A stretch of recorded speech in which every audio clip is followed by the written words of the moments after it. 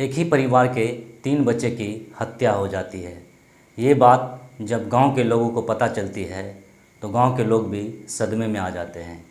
जब पुलिस तीनों बच्चे की हत्यारे को ढूंढ कर निकालती है तो वाकई हत्यारा कोई और नहीं बल्कि उन्हीं के फैमिली का एक शख्स था।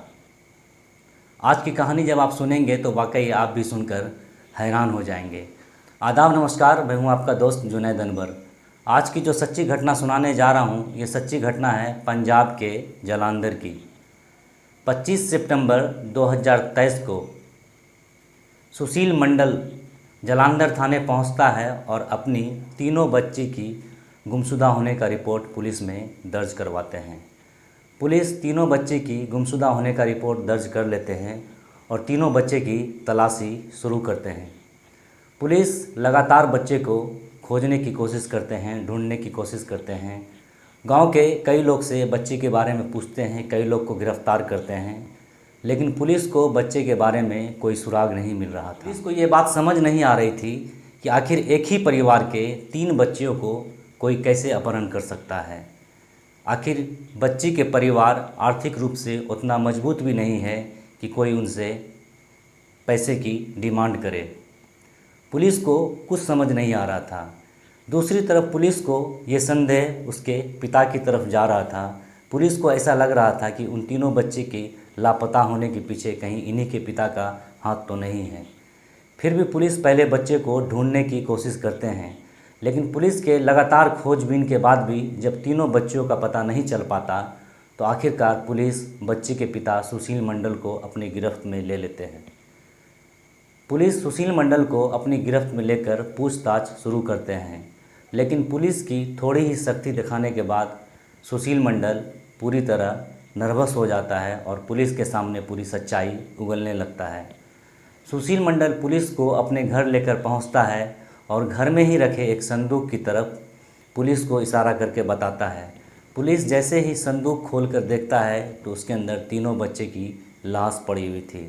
दरअसल उन तीनों बच्ची का हत्यारा कोई और नहीं, उन्हीं का पिता था। 24 सितंबर की रात उनका पिता सुशील मंडल बच्चे को जहर देकर और उसे संदूक में बंद कर देता है।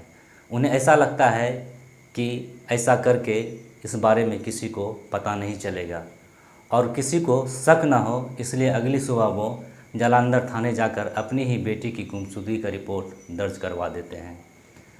जब पुलिस सुशील मंडल से पूछती है कि तुमने ऐसा क्यों किया, अपनी ही बेटी की हत्या क्यों की, तो सुशील मंडल पुलिस के सामने रोने बिलखने लगता है। सुशील मंडल कहता है कि सर, मेरी तीनों बच्ची की मौत का कारण गरीबी है। सुशील मंडल पुलिस को बताता है कि पिछले 6 महीने से मैं अपने घर का किराया नहीं दे पाया, जिसकी वजह से मैं बहुत परेशान था। मैं आर्थिक रूप से बहुत कमज़ोर हूँ, मैं उतना रुपया नहीं कमा पाता जिससे मैं अपने बच्चों की परवरिश कर सकूँ। इसलिए मैंने सोचा क्यों ना इसकी हत्या कर अपनी जान छुड़ा लूँ। सुशील कहता है कि अगर मैं इसकी हत्या अभी नहीं करता तो आगे चल के इन तीनों बेटियों की शादी मैं कहाँ से करता। वैसे भी मैं गरीब आदमी हूँ, मुझे 2 वक्त खाने के लिए सोचना पड़ता है। पुलिस के सामने ये कहते हुए सुशील मंडल ने अपने गुनाह को कबूल कर लिया। कुल मिलाकर सुशील अपनी तीनों बेटी का हत्या करने का कारण अपने पीछे की गरीबी को बताया। तीनों बच्चे की उम्र लगभग 5 से 9 साल के बीच में थी। सुशील अपनी बेटी की हत्या का जुर्म कबूल कर लेता है। जुर्म कबूल करने के बाद पुलिस सुशील मंडल और उसकी पत्नी दोनों को गिरफ्तार कर जेल भेज देते हैं। अब सवाल ये है कि सुशील मंडल अगर थोड़ी भी हिम्मत दिखाई होती तो शायद उसकी बच्ची इस दुनिया में जिंदा होती। सुशील संघर्ष करने के बजाय उन्होंने अपनी ज़िंदगी से हार मान ली और यही कारण रहा कि आज उसे खुद अपनी तीनों बेटी की हत्या करनी पड़ी। इस घटना में फ़िलहाल इतना ही। इस घटना को लेकर आप क्या सोचते हैं कमेंट्स करके ज़रूर बताइएगा।